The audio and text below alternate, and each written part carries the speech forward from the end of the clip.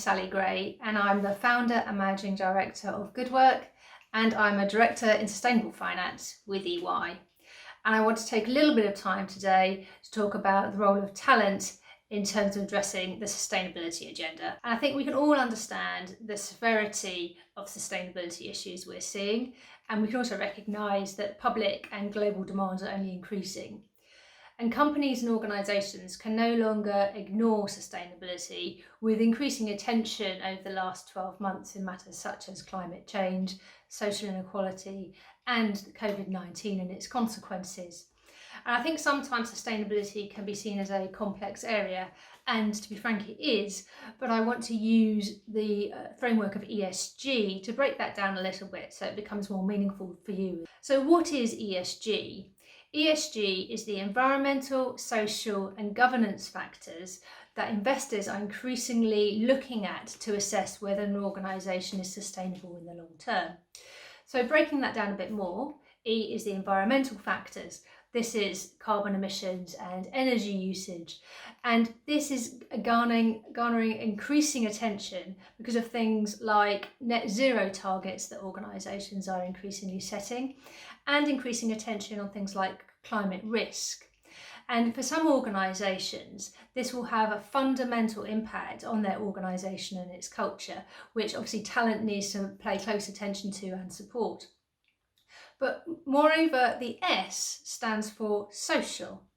And the social factors are sometimes underplayed when it comes to ESG, because the social factors recognise that there is an impact an organisation has on its society within which it operates, but also the impact it has on its employees. So social factors include things like employee well-being, gender pay gap, and D&I representation. Obviously all things that are central to the talent agenda. And the G stands for governance. So these are the control mechanisms that organisations have in place to address things like bribery and corruption, but also executive remuneration and internal controls. So governance factors that are reported would include things like female minority directors on boards, and also executive compensation.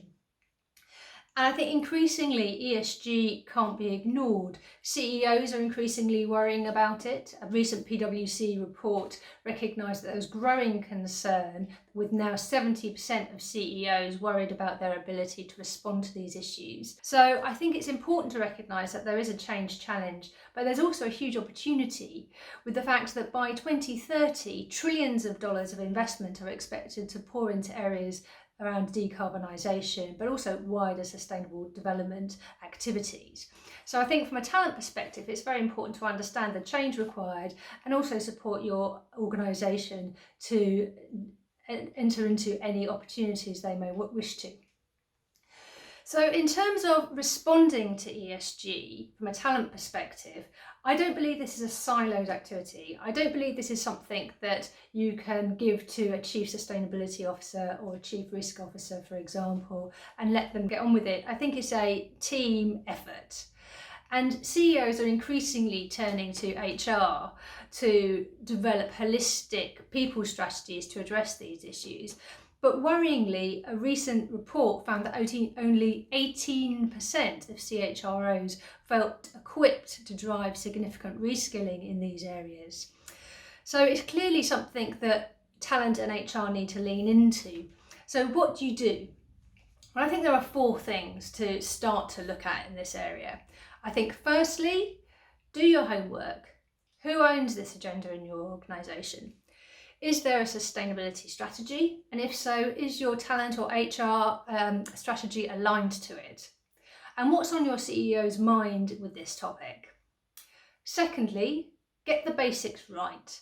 I've already mentioned D&I and remuneration, for example, but it will become ever more important that there are both clear targets, but also action that generate change in this area and that also link executive remuneration to any ESG targets. Thirdly, I think we shouldn't ignore the whole talent life cycle, because when we reflect, for example, on governance, This change may require additional organisation design or changes in organisation design. That may require new roles, that may require new recruitment. And recruitment in this area is very fierce at the moment. So how are you going to recruit into those roles? And how are you going to reward and incentivise those new roles that you potentially need in your organisation? And fourthly, and for me potentially one of the most important areas, is the capability uplift, leadership development and change required to address these issues. I think these are big change issues, and none of that can be achieved without the technical skills to address it, but also the leadership mindset and understanding of complexity, for example, that leaders now need to be able to operate in this area. So in closing, I would just say this will take coordinated global action from a number of private and public parties. However, it will definitely take coordinated organisational action to address some of these issues, and it will clearly require new mindsets and new cultures, as well as supporting processes and systems. And for me, this is where the talent and HR agenda is absolutely pivotal in supporting these changes. Thank you so much for listening. I hope you found some of these ideas helpful in terms of helping you start to address your sustainability and ESG journey in your organisations and in your roles.